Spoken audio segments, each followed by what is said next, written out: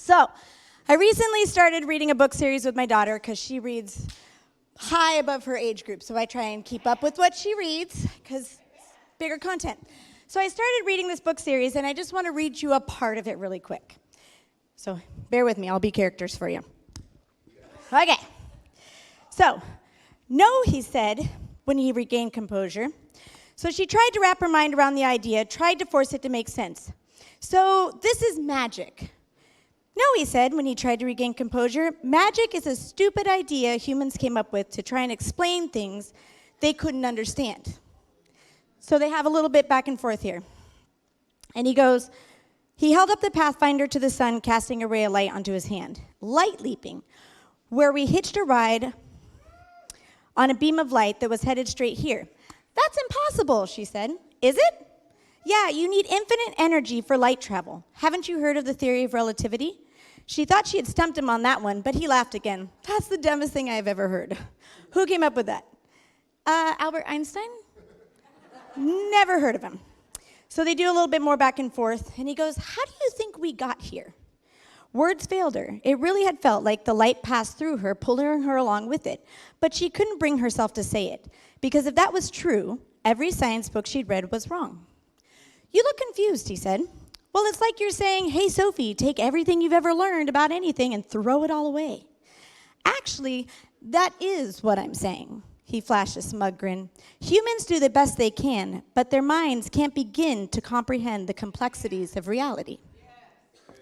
So as I was reading that, the Holy Spirit kept telling me, read it again. Just read it again. So I was like, okay. So I read those pages a few more times, and then all of a sudden, in my mind, Isaiah 55 popped into my head. And Isaiah 55 says, for my thoughts are not your thoughts. Neither are my ways your ways, declares the Lord. As the heavens are higher than the earth, so are my ways higher than your ways, and my thoughts than your thoughts. So I recently did a devotion this last week on Psalms 56. And its focus was, even though we're going through hard stuff and life's rough, we have to keep our mind on but God, right? Instead of focusing on this reality, David pressed in to God's truth and God's reality. And he consistently said in that Psalms, this I know, God is on my side. What can man do to me? It's what he kept repeating every time.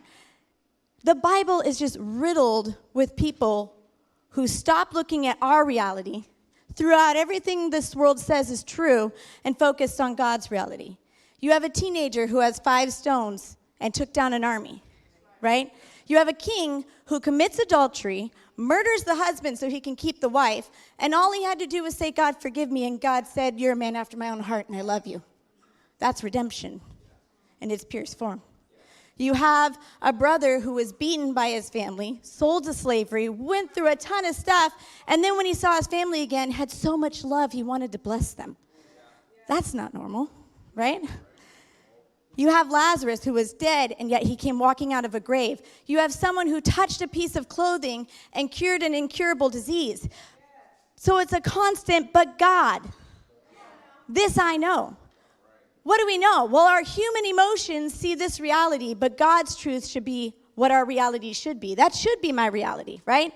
It's clinging to the promise and focusing on that when all of us humans can only see this, we have to do what that book was talking about. Throw out everything we know to be true because God's truth is reality, right?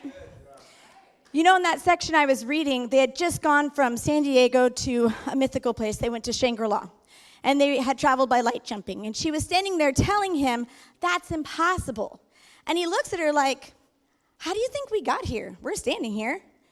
But she's trying to reason it out through her logical thinking.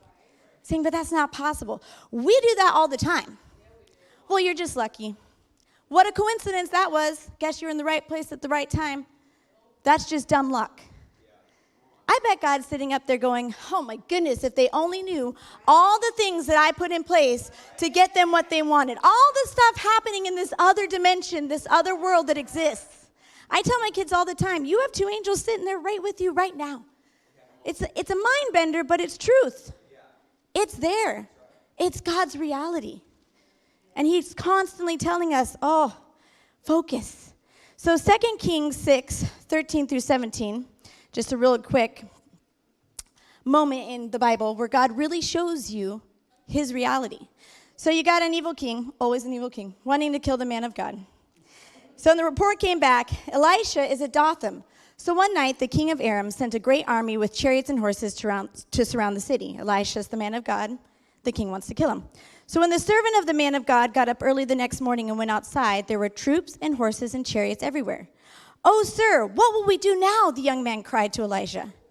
"Don't be afraid," Elisha told him, "for there are more on our side than on theirs." You know, that man was sitting there going, "Yeah, I beg to differ. There's two of us and a whole lot of them." Right? He's sitting there going, I don't know. But isn't that our conversation with God? God says, you're the head, not the tail. You're more than enough. You're prosperous. You're blessed. You're healed and whole. You have restoration. You have redemption. And we go, look at my past. I can't have that dream job. Look at my life. My relationship with my kids will never be the same. My ex remarried. My life is gone. I can never have what I wanted. My body's suffering. I'll never be able to do those things. We have that conversation with God. I don't know. My reality says different. Right? But then Elijah said, he looked at that servant, and that servant was looking at his reality, right? And he was saying, I'm going to die today. Yep, this is how it goes down, right here. This is it, right? And Elijah says, don't be afraid, for there are more on our side than on theirs. And then Elijah prayed, O Lord, open his eyes and let him see. And the Lord opened the young man's eyes, and when he looked up, he saw that the hillside around Elisha was filled with horses and chariots of fire. Because what we can't see is real. And God was already present and ready. When you pray and you confess and you say, but God, this I know, God is on my side. He's working behind those scenes. He's doing more than you know. Even though your mind and your reality says this, Romans 8:31 says, if God is for us, who can be against us?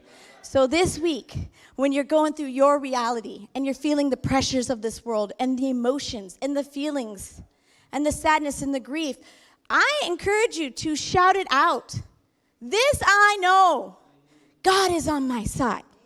And you continue to say it over and over until you get it down so deep that in those moments you can laugh at your situation and say, God is for me. Who can be against me? What can this world do to me? Have a good one.